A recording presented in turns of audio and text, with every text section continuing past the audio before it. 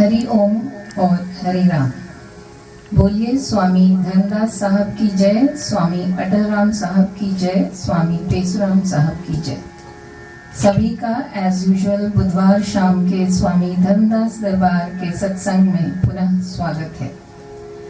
Let us start with a Vedic prayer that says, and it is simple enough to understand, Om Mangalam, Omkar Mangalam, Bhumi Mangalam, Udak Mangalam, Agni Mangalam, Vayu Mangalam, Surya Mangalam, Chandra Mangalam.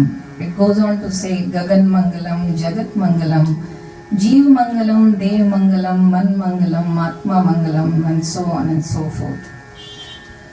Well, easy to understand, isn't it? Sare Mangal hai, kaun sabhi? Well, Om or Ya Omkar, the name of God, Bhumi, the land, Udak Mangalam, and I will dwell on that. Udak meaning water, Mangal hai. Well, the 22nd of March, Monday, was the World Water Day. And let us look at what our scriptures have to say about water. Shatpat Brahmana, a Vedic text, says water is nectar. Mahanarayaniya Upanishad says the lives of all beings are sustained by water. It is the abode of all devtas. The shlok surely is pointing to the delicate balance of all elements of existence, animate or inanimate, and the unity of all, which is celebrated and proclaimed by Vedanta and Sufism, and which alone guarantees sustainability of the planet, of Mother Earth, something to which we are waking up now, and to which our ancients had woken up long back. Coincidentally enough, just 2 days before, that is 20th of March, was celebrated as the International Day of Happiness by the UN.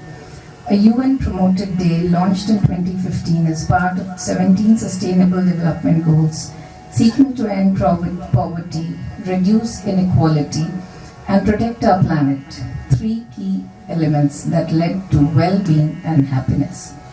It is now fashionable to celebrate UN-sponsored days as international days for such and such an event, for such and such value, and so on and so forth. But strangely enough, for a culture and civilization that regard the very essence of man as divine and his very nature as Sat Chit Anand, do we really need International Happiness Days?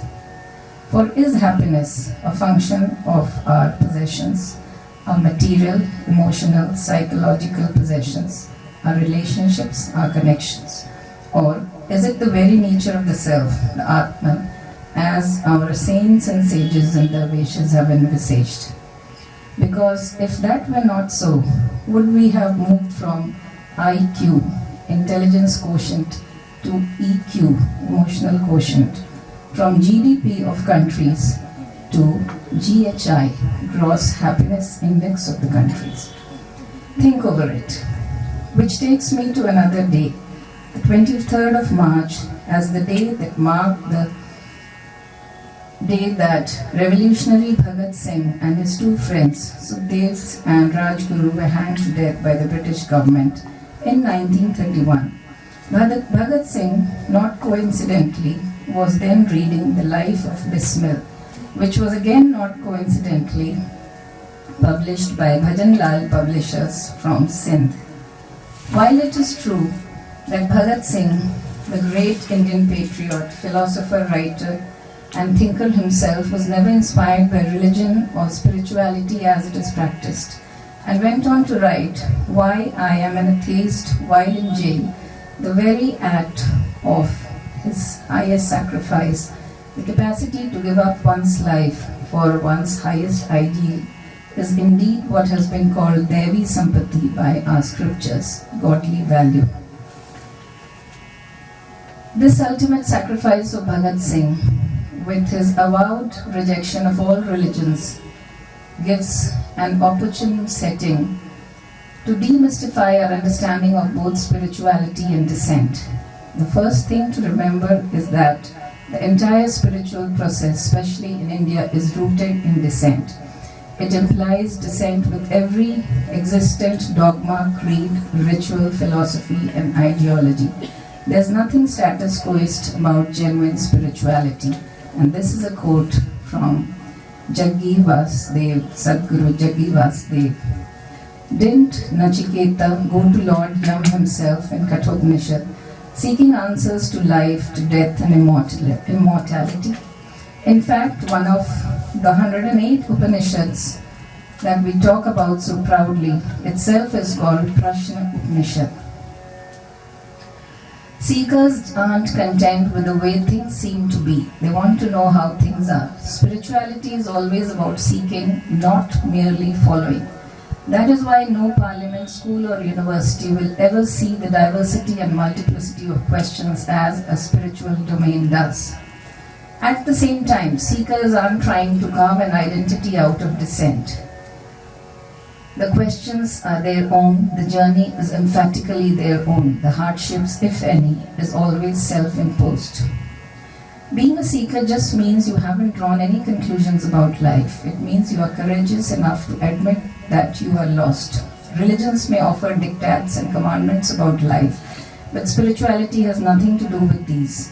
Believers often have confidence, but they invariably lack clarity. Confidence without clarity is a dangerous thing. The greatest wars on this planet have been the consequence of such confidence. Seekers, on the other hand, grow in clarity. Yet another vital difference is between doubt and suspicion. Doubt is natural. It simply means I do not know. Admitting that you don't know can be the beginning of a great possibility.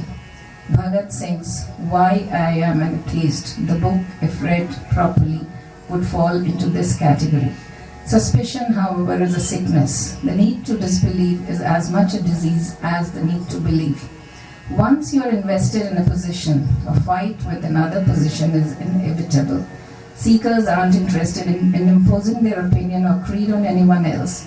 They close their eyes to meditate, not because they are denying the world, but because they are seeking their own inner clarity. And I am quoting from Sadhguru. Don't look up to anything. Don't look down on anything. This is one possible way of erasing all hierarchy from one's gaze as one navigates the world. Dissent isn't about hatred and animosity. Some of what masquerades as dissent today isn't criticism, it is simply abuse. True seekers will not despise or loathe those who espouse other paths or points of view. They don't blindly obey inherited wisdom, but don't dismiss it either. They simply test everything in the lab of their own experience. Didn't our own Swami Dharamdas exemplify it in his kalam, "Day to be lahu tol, asli and andar ja khol"? In the last paragraph, the last stanza is instructive. Swami Dharamdas ji goes on to say, "Dharamdas dhar juda nahe jani, zahir batun noor nurani, iha sachan ji saak, pan dithi seen tiriya me tore, day to be lahu tol, asli and andar ja khol." The foremost step for genuine dissent is independence from external opinion. For who you are isn't a psychological acquisition but an existential reality. So dissent isn't about seeking external authority but about choosing to be anchored in an irrefutable inner truth. Spirituality is an inner journey that takes the seeker from religion to responsibility. In the spiritual domain, authority isn't the truth. Truth is the only authority.